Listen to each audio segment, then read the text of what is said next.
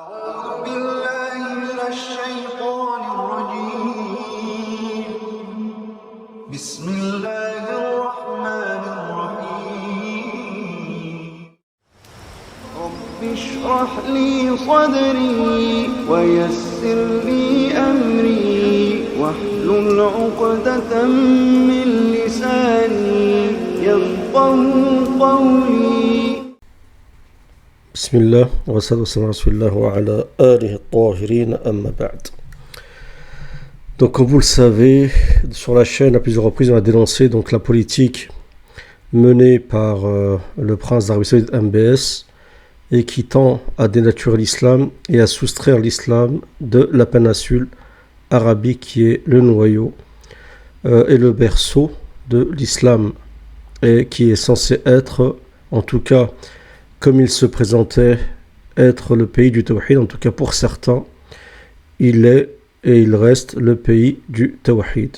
Et vous avez aujourd'hui de nouvelles voix qui s'élèvent pour remettre en question le fait que des personnes aillent au Hajj et en Umrah parce que une grande majorité des dividendes, l'argent qui remplit les caisses de l'État saoudien et avec lesquels ils font des projets à droite et à gauche concernant des divertissements, concernant Neom, des projets communs avec des sionistes et qu'ils financent aussi des sionistes, d'accord. Tout ceci se fait avec l'argent en fait que tous les musulmans du monde entier ramènent dans les caisses de l'État par le biais du Hajj et de la Umrah. Donc certains se posent la question de savoir est-ce qu'il est légitime, à l'exception de ceux qui doivent faire leur obligation, d'aller plusieurs fois de suite et d'aller là-bas et de mettre de l'argent et remplir les caisses de l'Arabie Saoudite, sachant qu'elle reste stoïque, qu'elle pourrait changer le paradigme qui est actuellement en Palestine.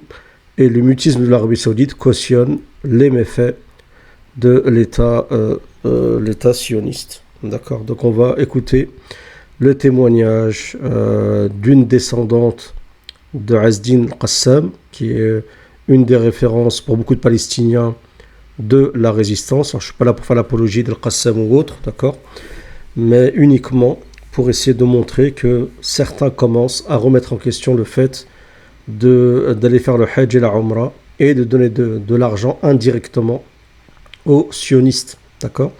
Donc je ne dis pas que c'est mon point de vue, je ne suis pas un savant ni un shir, mais je fais uniquement d'essayer de vous montrer ces vidéos qu'on va décrypter. Je vous invite à mettre un j'aime à la vidéo, la partager, vous abonner à la chaîne si vous n'êtes pas encore abonné, comme d'habitude. Et concernant la vidéo avec le Cheikh Khaled Maghribi, j'ai regardé la suite. Il n'y a pas vraiment de choses pertinentes dans la vidéo. Donc j'hésite à faire encore une deuxième partie, mais on verra peut-être demain. Bismillah.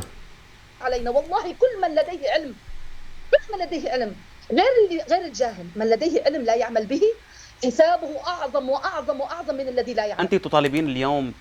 Donc elle dit que tous ceux qui ont de la science et qui n'appliquent pas cette science dans le monde entier auront plus de comptes à rendre que les autres.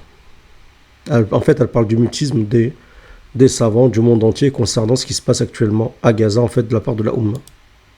بأن الناس لا تذهب للحج بل أن تأخذ هذه الأموال وتصرفها على القضية الفلسطينية. أن تكون فتوى أن كل الأموال التي تذهب إلى العمرة والحج أن تجيش لصالح غزة وفلسطين في هذه الأيام. Donc il dit, toi tu appelles en fait à geler et à ne pas aller en Hajj et à la Umrah et en fait l'argent qui est consacré au pèlerinage l'envoyer pour la Qadiyya palestinienne, donc pour la Palestine, d'accord, d'une manière générale. Donc elle confirme ceci, elle dit voilà, au lieu d'aller en pèlerinage au Hajj à la Umrah, donnez-le à la Palestine, surtout pour les jours, surtout avec ce qui se passe actuellement. وبالفعل أنا ببشركم في أخوات كريمات فاضلات وعائلات بأكملها يعني سبحان الله من قبل ما تظهر الفتوى اصلا هي ما بدها فتوى على فكره ان تجاهد في سبيل الله لتحرير الارض وانقاذ المسلمين الذين يموتون من الجوع اكيد ما بدها افتى على فكره اكيد هي في المرتبه الاولى وتسبق مليار المرات انك تروح تؤدي فريضه الحج اخي الكريم. Donc elle dit il n'y a pas besoin de fatwa pour ça en fait. Elle dit c'est sûr et certain que le fait de soutenir tes frères qui sont en train de crever de faim en Palestine passe avant le fait d'aller faire le Hajj. Et la Umrah, elle dit, il n'y a pas besoin en fait de fais-toi pour ceci, c'est sûr et certain que c'est une obligation de soutenir ses frères et ses sœurs en Palestine. Elle dit d'ailleurs, beaucoup de familles le font. استاذي الفاضل عز الدين القسام اللي هن بيعتبروه قدوتهم عز الدين القسام انه ان شاء الله يا رب ان القدوه مش بالكلام القدوه بالحكي انا هذا قدوتي معناتها بعمل مثله عز الدين القسام في سنه من السنوات نعم افتى بهذه الفتوى لانه هو اصلا خريج الازهر ويحق له ان يفتي مع انه انا هذه وجهه نظري المتواضعه طبعا الذي يحق له ان يفتي والذي يعمل هو الذي يعمل فهو الحمد لله كان يعمل وكان عالما بفضل الله سبحانه وتعالى الله يتقبله في الشهداء.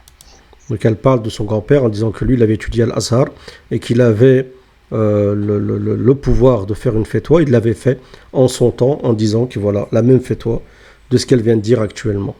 في سنة من السنوات نفس المبدأ اللي حكيت فيه قبل شوي على موضوع تزيين المساجد وكان ضده في سنة من السنوات لما استشعر انه بلشت الصهاينة تفوت افواجا عبر ميناء حيفا هون قال لهم انتوا وين رايحين على الحج قاعدين عم مصاريكم اشتروا فيها سلاح لتطهير فلسطين من الاحتلال البريطاني الذي وعد بلفور الشهير. Donc lui s'était déjà opposé donc à la colonisation suite aux accords de Belfort, d'accord, appuyés par les Britanniques. Elle disait, ils voyaient déjà des colons à l'époque venir par Haïfa. Ils disaient où vous allez vous à la Mecque et au Hajj et vous laissez tout ceci se faire. Donc déjà son grand-père condamnait ceci à l'époque, d'accord. Là, on a un shir apparemment, moi je connais pas, qui s'appelle Sadiq Al-Gharyani. C'est là qu'ils connaissent. Dites-moi dans les commentaires où c'est qu'il a étudié, son niveau. Et apparemment, c'est sur le même sujet. D'accord, on va écouter cette vidéo. ما رأيك بفتوى الشيخ الغرياني في النهي عن الحج والعمرة لمن أدى الفريضة؟ هذه فتوى جريئة. D'accord, il dit qu'en penses-tu de la fête de Shir Al-Gharyani sur le fait de ne pas aller au Hajj à l'Umrah, à l'exception de celui qui n'a pas fait encore Al-Farida, donc l'obligation.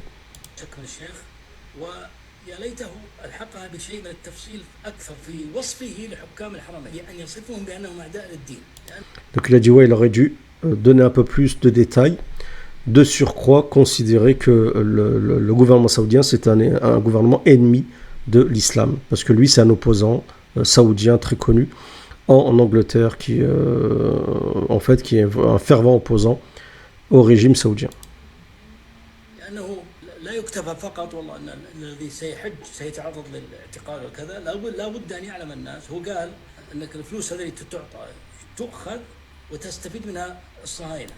Il dit parce que l'argent que vous allez donner pour faire le Hajj et la Umrah, cet argent-là, en fait les sionistes vont en profiter. ليس بالضرورة أن الريال هذا نفسه الذي أخذ يروح إسرائيل، لكن ما دامت السعودية تعطي إسرائيل تدعم إسرائيل عن طريق كوشنر وغيره، فأي شيء يدخل الميزانية السعودية سيكون بشكل أو بآخر دعم لإسرائيل. هذا. Donc il dit étant donné que l'Arabie Saoudite finance Israël par le biais de Kushner, donc je ne connais pas ces subtilités en fait.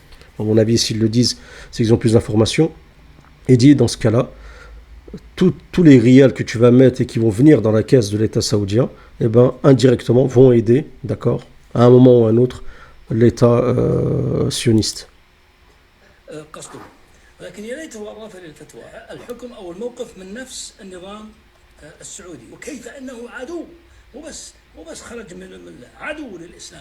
Donc il dit voilà, c'est pas simplement un État qui est sorti de la milla, de la religion, mais c'est carrément un État ennemi, d'accord, adou, de la religion et de l'islam, d'accord. Donc de toute façon il suffit de voir ce qui se passe actuellement et de la lâcheté et de cette entente qui se scelle d'ailleurs, l'entente comme vous le voyez avec l'axe russo-chiite, d'accord, avec la visite de Poutine en Arabie Saoudite, d'accord. Donc voilà, c'était juste pour souligner en fait que des voix commencent à s'élever pour commencer à remettre en question le fait d'aller faire le Hajj et la Umrah et d'aller en fait donner de l'argent.